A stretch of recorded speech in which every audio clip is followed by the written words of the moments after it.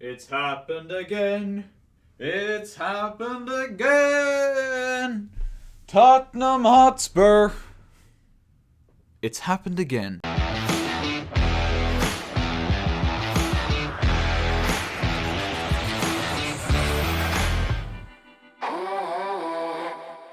Hello guys, how are you getting on? My name is Aaron Kelly and welcome back to another episode of the Premier League Verdict. A rather more fresh looking Aaron Kelly after I was starting to look a little bit homeless. I think that's what Chelsea's Christmas form will do to you. I was starting to neglect my trim and my beard, but we're looking a bit more fresh. But anyway, before we get into anything, if you're not already, I'd love to ask you to subscribe to the Aaron Kelly channel if you've not done so already. If you enjoy anything football content related, this is the place to be. Leave a like on the video, lads, before we get into anything, and without further ado, let's get into our boxes for match week 24 of the Premier League Verdict. Well, match week 24 for some of us, those of us who don't submit false positives. We're going to kick things off as usual with our green box, and it's a bit of an unorthodox one this week. I'm giving our green box to Norwich striker Josh Sargent, as he helped Norwich to an incredible 3-0 victory over relegation-threatened rivals Watford. A brilliant win for Dean Smith and Norwich at Vicarage Road, and a result really that casted a lot of doubt into the future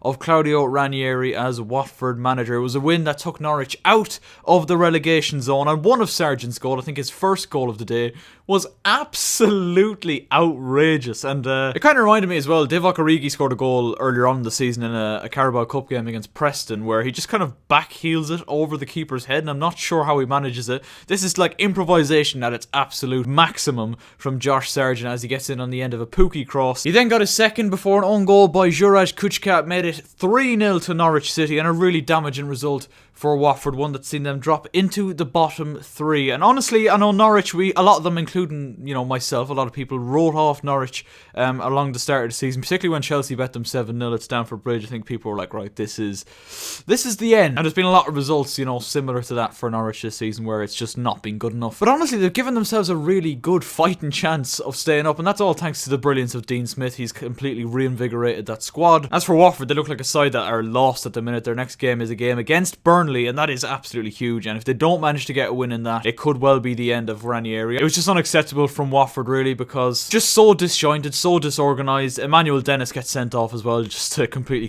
pound it home how poor a display overall it was from Watford. RIP to all the people who had Emmanuel Dennis as their captain in FPL as well, because I know there was a lot of people that did have him in there. And although, you could look at the relegation battle at the minute and say, look, Newcastle have games in hand, Watford have games in hand themselves, Burnley have about 74 games in hand now at this stage, but realistically, the point I'm making is you'd rather have them points on the board rather than the games in hand. And Norwich have gave themselves a real fighting chance. It puts a lot of pressure on Burnley. Obviously, they got good points today, Burnley against Arsenal, but they've got a tough run of games. Obviously, Watford coming up, then they've got Liverpool and Manchester United back to back, so it's not exactly going to be easy for Burnley to get themselves out of that situation. But we're going off into a bit of a tangent here. Norwich absolutely smashed it. Josh Sargent in particular, very, very special as well. Moving on to our yellow box of the week, and I'm going to give it to Kyle Walker-Peters in Southampton, who could have easily gotten into the green box themselves for managing to hold Manchester City and deny them of a win. And it's very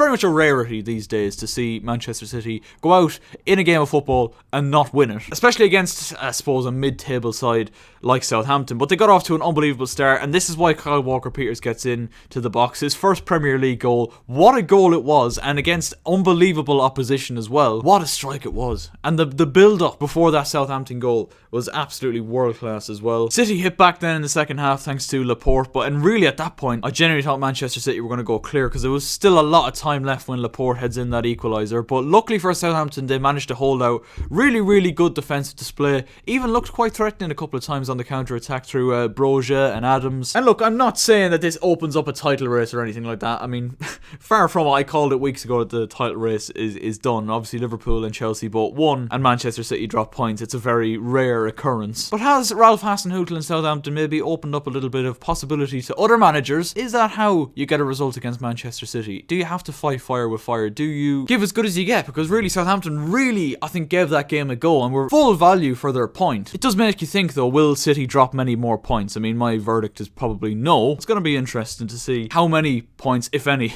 Manchester City drop between now and the end of the season. But it does open the door for Liverpool, who do have games in hand and did win today against Crystal Palace, thanks to a maybe dodgy penalty, the third Liverpool goal to make it 3-1 and really seal the victory when Jota was deemed to be fouled by Gaeta. But anyway, back on track. We're going to end the video off here with, of course, our stinker of the week. I'm actually going to give it to Tottenham.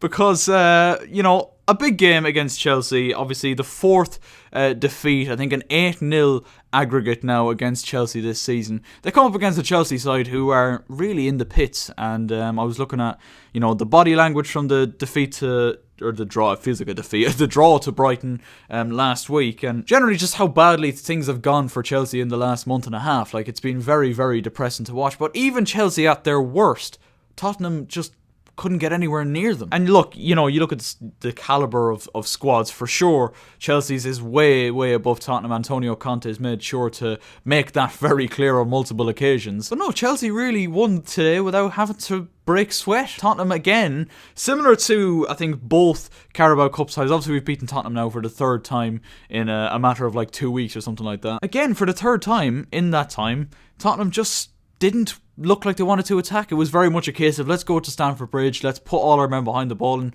hope that Bergwijn can produce something on the counter-attack with his pace. I thought Harry Kane did alright today as well. But again, like, just they were just feeding off scraps. Tottenham really didn't show any sort of intent to come out and try and fight fire with fire against Chelsea. And really, a Chelsea side that are in the dumps. You would have thought, I know, again, I bring it back to the fact that, you know, this is Conte's game plan, this is what he wants to do, but surely there's got to be an element of, you got to try and go out and win a game that Tottenham need to win if they are to catch Chelsea. It was the same in the two Carabao Cup ties. I was like, surely Tottenham have got to give it more of a go here. But no, it took until the second half for Chelsea to take the lead. A brilliant strike from Hakim Ziyech, who once again I was questioning as to why he was in the starting 11. He shut me up there with a brilliant strike before Thiago Silva once again scoring against Tottenham to make it 2-0 to Chelsea. And really, two quick fire goals in the second half made it very, very difficult for Tottenham to come back from, unfortunately for them. I think Chelsea were pretty much in cruise control from that point on. Can we play Tottenham every week? Is there some way we can make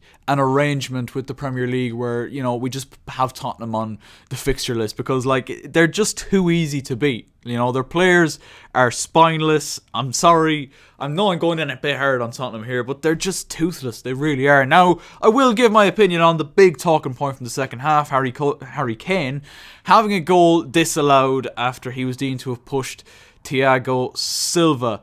Do I think it was soft? Yes. Do I think it was still a free? Yes. Because the reason I say this, I'm not just saying this from a Chelsea bias standpoint. You see all the Chelsea jerseys behind me, but I think it's good experience from Thiago Silva. He just gets his body in front of Harry Kane. There is a hand on the back. As soon as he feels that, he goes, shit, I'm already in a bit of a tough situation here. If this ball cannot get to Harry Kane, otherwise he's going to score. And, you know, he goes down and wins his free. I think it's clever from Thiago Silva. I know it's going to fuck off a lot of people. Let's take the situation and move it down the other end of the pitch. Harry Kane goes down under that same push from Thiago Silva in the box. You best believe they're giving a penalty to the England captain. I don't know, boys. Maybe I am just talking from a Chelsea biased standpoint, but it's just my opinion. But I think Thiago Silva's just used his experience to the absolute maximum there. But apart from that, Harry Kane, chance again, Tottenham had nothing in the game, really, and did not really deserve to come out of the game with anything. I do think this winter break that's coming up now, though, is coming at a good time for Chelsea and their players. I think it's a good time to try and unwind and relax for a couple of weeks, try and reset, and hopefully get back to the more energetic-like performances. Because that was one thing Thomas Tuchel did point out, whether he was bluffing or not after the Brighton game, was that he was tired and the squad are tired. So hopefully, you know, this is the perfect way to hopefully end the poor run of form that Chelsea have been on for the last month and a half, because it has been utterly depressing to watch. But once again, Tottenham get the stinker because London is blue and Tottenham certainly are never going to threaten that. That's where I'm going to wrap up the video, boys. Leave a like on the video if you did enjoy. If you disagree or have any other opinions as to who should go in what box, please do let me know in the comment section down below. January recreations, recorded and all, ready to go out on February 1st. We're well ahead of the curve, boys, and if that is not a reason to subscribe, I don't know what is. Thank you for watching, and I'll see you next time. Good luck.